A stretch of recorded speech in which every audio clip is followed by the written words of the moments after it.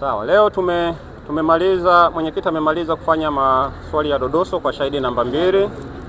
Hiyo ni Kaya, na kama ambavyo mnakumbuka na mnafahamu ametumia jumla ya siku 5 zimetumika kwa ajili ya maswali ya shahidi namba 2. Sasa kwa mwenendo huo wa kutumia siku 5 kwa shahidi mmoja, na kwa vile jamhuri walisema wana mashahidi 30, maana yake kuzidisha mara 5 mnaweza mkaona siku ambazo tutatumia hapa.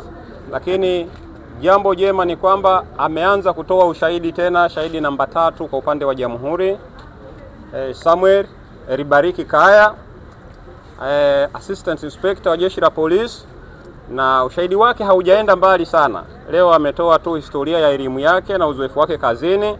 Sasa kesho ndo tunatarajia kwamba atatoa ushahidi ambao unaenda kwenye kiini hasa cha shauri hili. Tunamsubiri kesho. Kwa leo ilikuwa ni bachelor tu ile ya kuanzia. Kwa kesho tutakuja kuendelea na shahidi namba 3.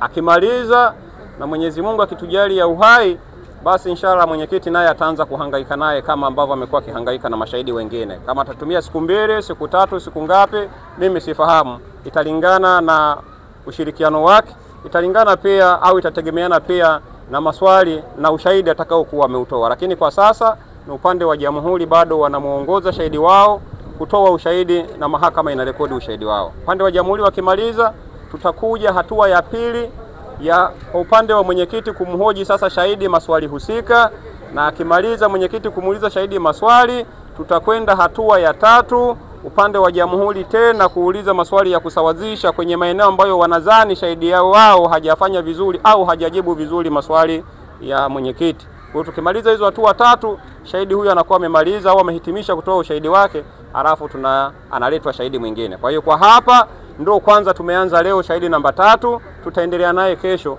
na kama tamaliza mapema basi mwenyekiti atapata fursa ya kumuuliza maswali. Ni hayo tu update ya siku ya leo kwa kilichotokea hapa mahakamani. Asanteni sana. Usisahau kusubscribe na kugusa alama ya kengele ili uwe wa kwanza kupata taarifa zetu kila tunapoweka Msomi News.